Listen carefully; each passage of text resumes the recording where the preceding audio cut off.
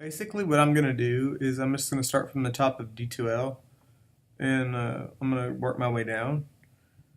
The most beneficial information I found from the first lecture were the questions it provided.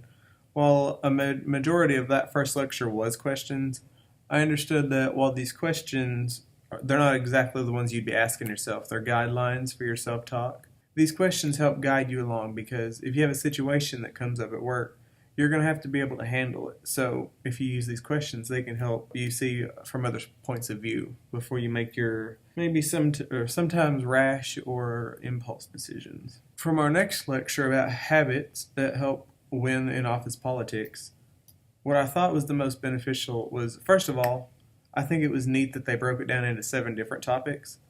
It kind of put emphasis on the importance of each one.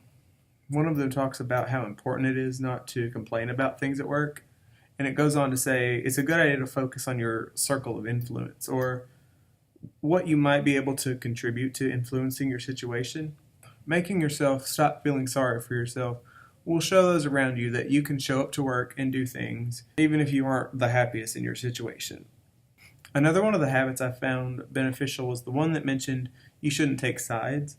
This is important because in the workplace, you may have to see someone for a long time, and you risk offending the other parties involved.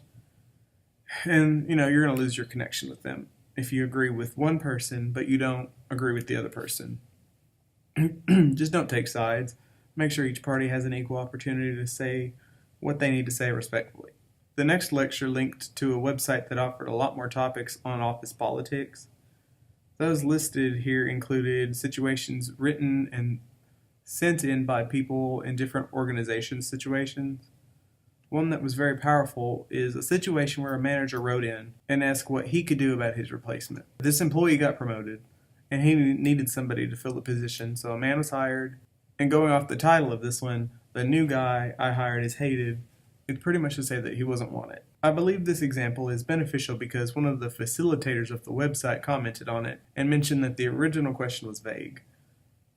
She recommended getting to the root of all the complaints with the undesired employee.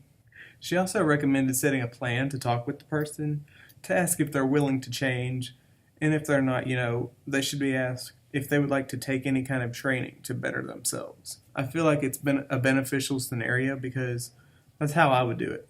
Ask the person if they're willing to better themselves instead of downright firing them. Give them a chance. Our next provided lecture talked about Herzberg's motivators and hygiene factors. One main aspect of this lecture was to learn about how to motivate employees. It's beneficial because it compared satisfaction and dissatisfaction at work. And Herzberg noticed that if you were to add positives to those who were dissatisfied with their job, they could still be just as dissatisfied, and vice versa. Doing away with negatives will make employees content, but they're unlikely to improve if nothing is done to elevate them. And this is the reason why this lecture was beneficial to read. You have to eliminate the dissatisfaction your employees are feeling, or look how other companies are doing it, and encourage satisfaction by helping them and encourage them and give them opportunities to grow. An important fact I found beneficial from the next lecture on crisis response plans is, even though their scenario was about an active shooter on campus, it still implied that organizations need to have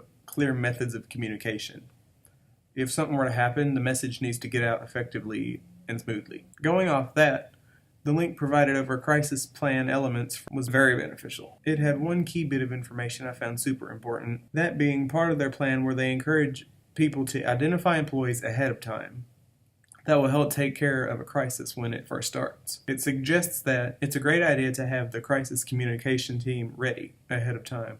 A company is never really going to know when something will go wrong, so it's always a good idea to have at least some way to deal with it.